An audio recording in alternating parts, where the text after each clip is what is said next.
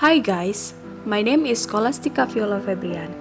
Now, I want to present about the result of research scale effects of vegetation restoration on soil and water conservation in a semi-arid region in China.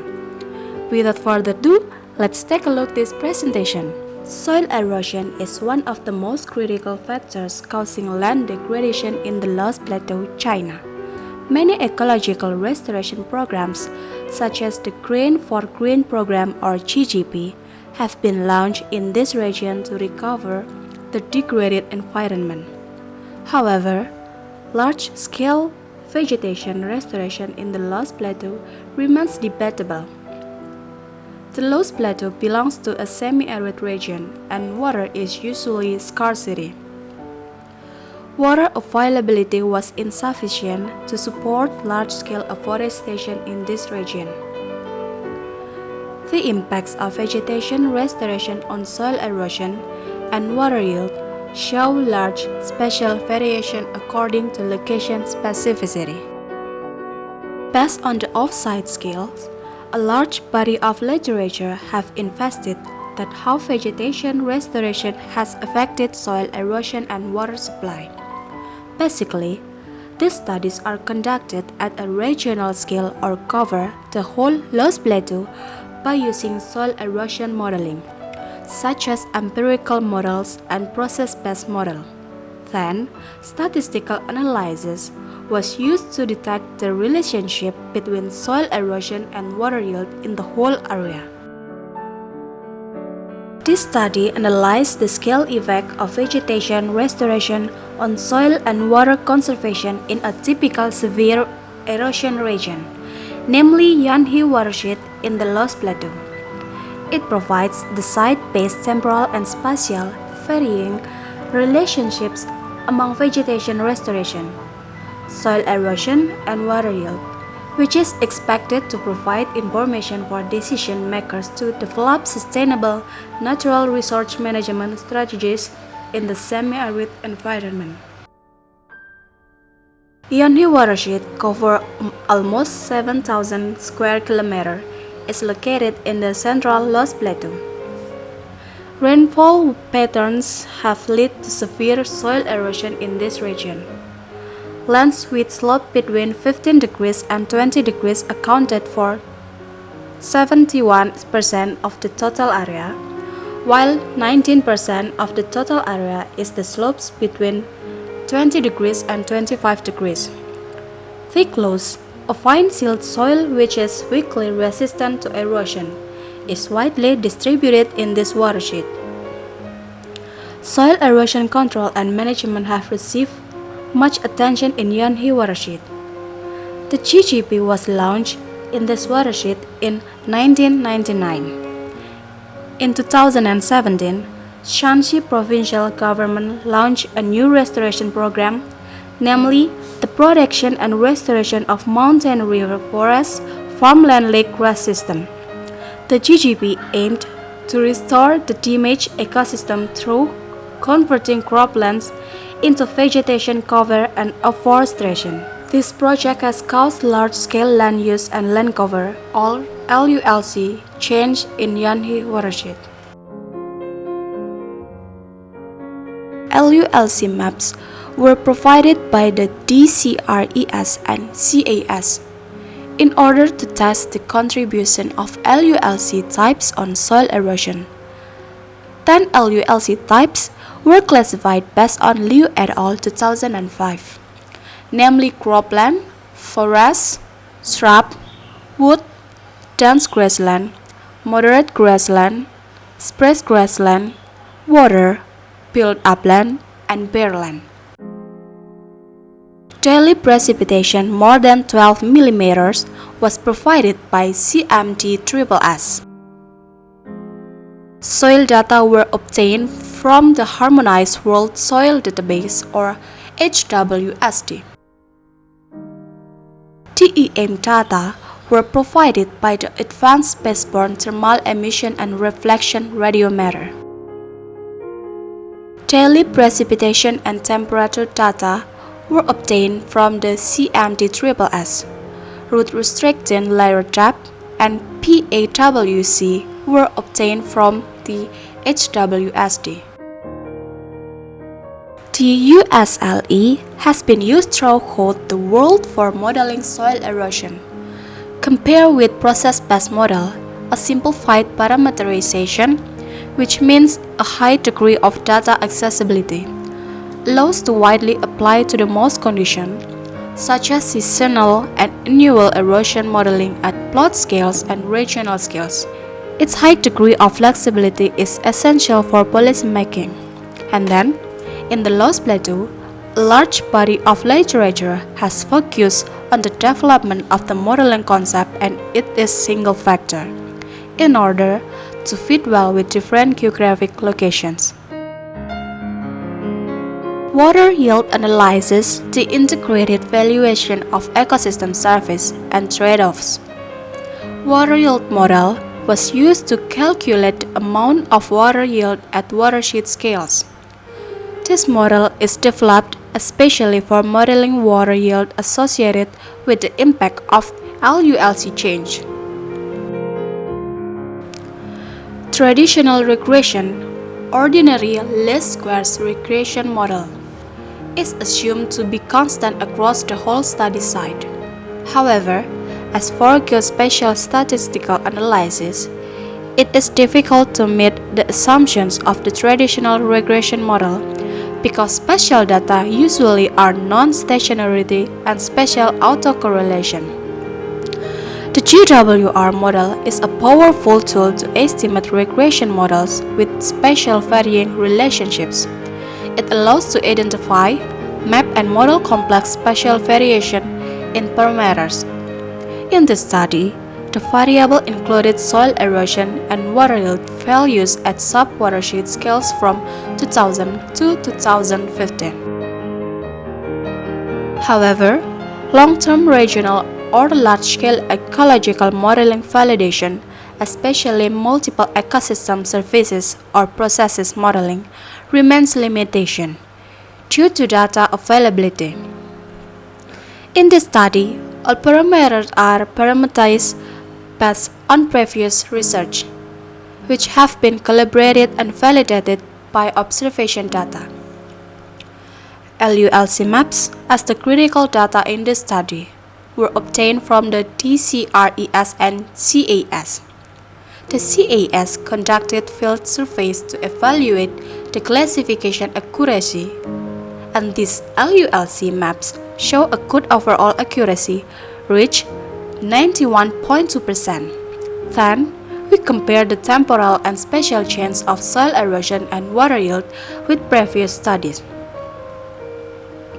Our quantification results indicated that the amount of soil erosion and water yield rapidly decreased after implementation of the GGB.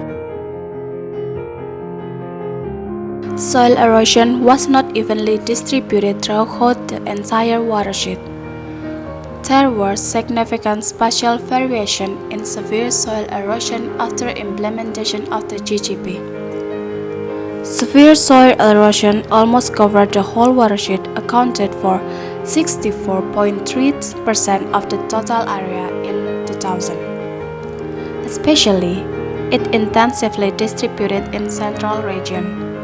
Severe soil erosion in 2008 was down 19.1% in comparison to 2000, but the central region continued to stand out as severe soil erosion. In 2015, it only took up 9.6% of the total area. Meanwhile, areas of very intense soil were increased from 2000 to 2015. In 2000, areas of very intense soil erosion made up 28.5% by 2015. This proportion had increased to 66.4%. Areas of intense soil erosion increased from 3.1% of the total area in 2000 to 14% of the total area in 2015. Areas of slight, light, and moderate soil erosion expanded towards south region in 2015. Water yield in 2000, 2008, and 2015 was not evenly distributed throughout the whole watershed, but water yield in all sub-watersheds show a decreased trend with a different degree. In 2000, water yield in 4 sub-watersheds was more than 90 million cubic meters, which represented 27% of the total area. However, only 2 sub-watersheds were more than 90 million cubic meters in the 2008 and 2015, only accounted for 15% of the total area. Notably, water yield in sub-watershed number 32 was down 22% from 2000 to 2015. This positive relationship showed an increased trend from 2000 to 2015. In 2015, 51% of the total area presented a strong positive relationship between soil erosion and water yield, and most were distributed within the south and southeast region. However, only sub-watershed number 30 and 32 presented a strong positive relationship in 2000. This result indicated that the positive relationship between soil erosion and water yield gradually strengthened after implementation of the GGP. High-risk soil erosion regions were distributed in the central Yanhi watershed, but areas narrowed down after implementation of the GGP. The high-risk soil erosion regions were always concentrated in the areal region where had high percentages of sparse grassland and cropland. More importantly, the impacts of vegetation restoration on soil erosion control existed spatial heterogeneity in the central Yanhi watershed in different years.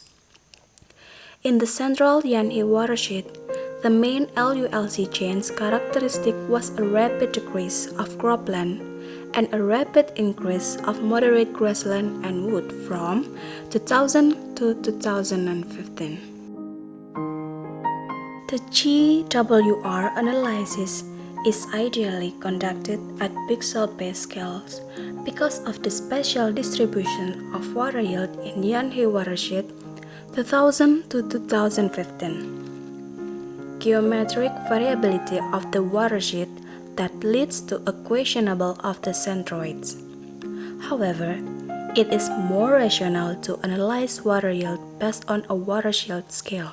The watershed scale GWR analysis might cause uncertainties in GWR analysis, such as unevenly local air double distribution. Although participation in Yanhi watershed showed an increased trend from 1990 to 2015, how climate change affects soil erosion and water yield at cross-spatial scales remain clear. However, a gap in existing data sources means it is difficult to estimate the role of precipitation, evapotranspiration, and LULC change in soil erosion and water provision in detail in this study.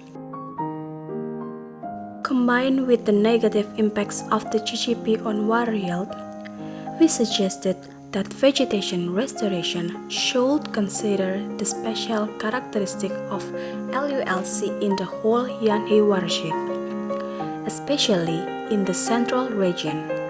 Soil erosion control should pay more attention to current level of cropland management and current areas of sparse grassland, wood, and shrub maintains than increased areas of moderate grassland and forest.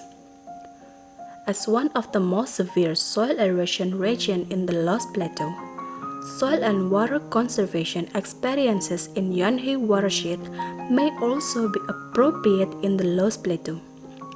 Vegetation restoration covers the whole Loess Plateau, but the increase of vegetation was not evenly distributed in the entire watershed, and spatial LULC heterogeneity showed in the whole plateau. Vegetation restoration should be based on past LULC pattern and their spatial distribution. The spatial scale effect is a critical issue in earth science.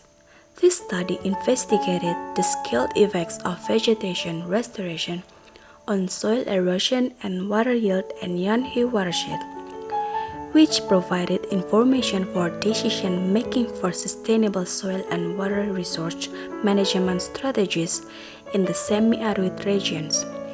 First, soil erosion and water yield showed a rapid decrease after implementation of the GGP in Yanhe watershed. The decrease of cropland was the major contribution to soil erosion reduction. High-risk soil erosion regions were distributed in the central area, but areas narrowed down after implementation of the GGP. However, the impacts of vegetation restoration on soil erosion control exhausted spatial heterogeneity in high-risk soil erosion regions. An increase of vegetation might not help reduce soil erosion in sub-watersheds if vegetation recovery ignores the past LULC spatial patterns. Moreover, threats of existed between soil erosion and water yield. But the trade of yield on soil erosion shown in the south and southeast regions are usually characterized by dense precipitations. Considering the conflict between soil erosion reduction and water provision in this region, we suggested that vegetation restoration should be based on past spatial LULC patterns. The current level of cropland management and areas of vegetation maintenance are the key factor for soil erosion control. Okay guys, this is the end of my presentation. I hope you can enjoy the presentation and get new information. See you later!